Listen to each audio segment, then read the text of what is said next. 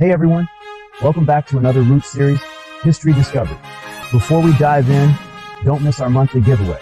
One lucky subscriber wins a $20 gift card every month.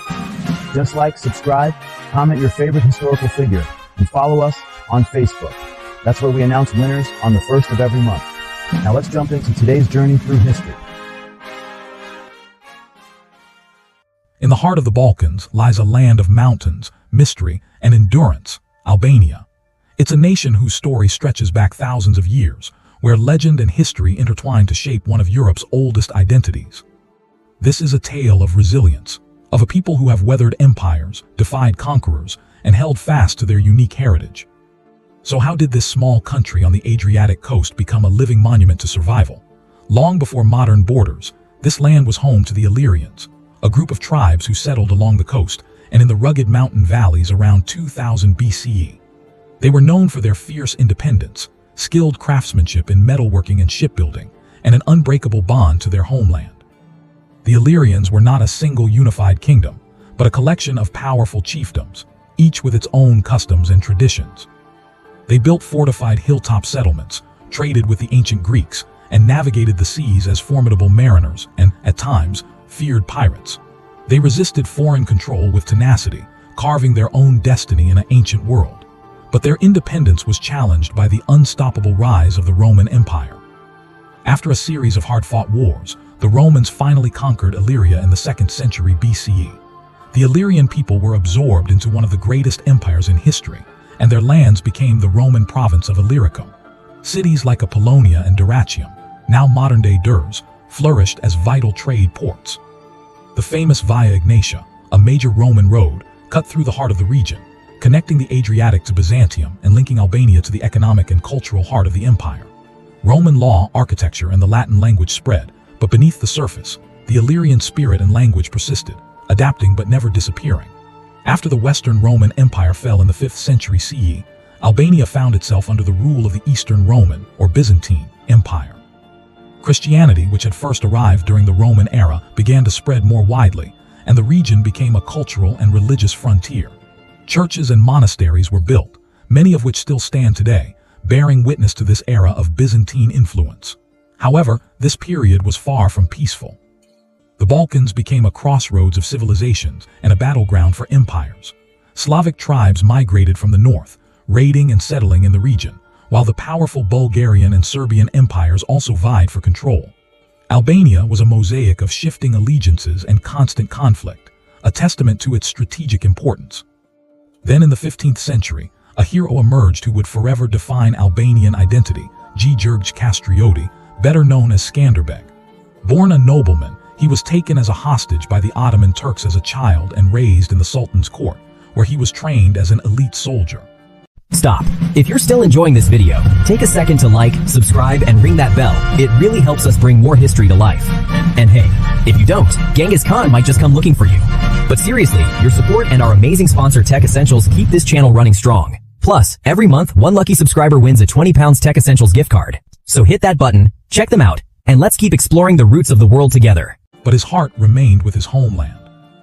In a stunning act of defiance, Skanderbeg deserted the Ottoman army, returned to Albania, and raised the banner of rebellion. For over 2 decades, from 1443 until his death in 1468, he masterfully united the often feuding Albanian tribes. Using brilliant guerrilla tactics in the mountainous terrain, he led a small but determined force against the vast Ottoman Empire, one of the world's superpowers at the time. Skanderbeg became a legendary symbol of courage and a defender of freedom, not just for Albanians, but for all of Europe. His resistance was so effective that he was hailed by the Pope as a champion of Christ.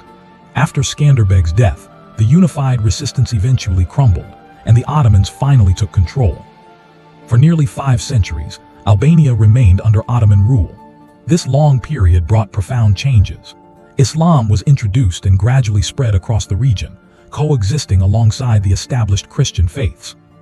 Ottoman architecture, cuisine, and customs became part of the cultural fabric. Yet through it all, the Albanian language, one of the oldest and most unique tongues in Europe, with no close living relatives, survived. Tucked away in mountain villages and passed down through generations, the language served as a fortress for national identity. Through centuries of foreign rule, one thing never changed: the Albanians' pride in who they were and their deep connection to the legacy of Skanderbeg. As the 20th century dawned, the Ottoman Empire began to crumble. Seizing the moment, on November 28, 1912, Albanian patriots declared independence in the city of Lora, reclaiming their nation's ancient name and identity after centuries of foreign domination. But freedom was fleeting. The newly formed nation was fragile, its borders contested by its neighbors, and it was soon caught in the chaos of the First World War. After a brief period of independence, the country was again thrown into turmoil by the Second World War. Following the war, Albania fell under the grip of one of the most extreme communist regimes in history, led by Enver Hoxha. For nearly half a century, Albania became one of the most isolated countries on earth, a hermit kingdom walled off from both the capitalist West and, eventually, its former communist allies.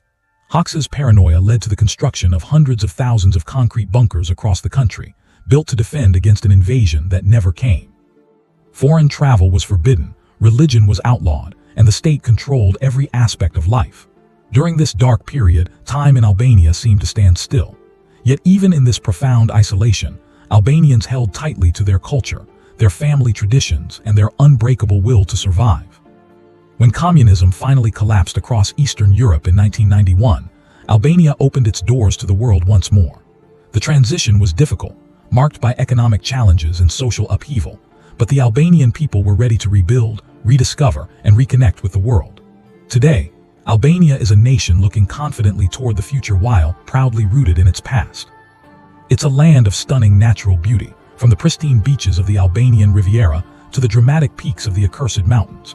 It's a living bridge between the ancient Illyrians and modern Europe, a place where Roman ruins, Ottoman castles, and communist-era bunkers tell a complex and fascinating story. Albania's story is, above all, one of endurance. It's the story of a people who refuse to be erased, whose roots run as deep as the mountains and whose spirit is as resilient as the sea. It's a testament to the idea that even in the face of overwhelming odds, a culture can survive, adapt, and ultimately thrive. If you enjoyed this journey through history, don't forget to like, subscribe, and hit the bell to support the Root series in 5. Your support helps us create more content like this. And remember, follow us on Facebook for updates and to join our monthly $20 gift card giveaway, sponsored by Tech Essentials. Thanks for watching, and we'll see you in the next chapter of our world story. For all your must-have gadgets and accessories, make sure to check out Tech Essentials.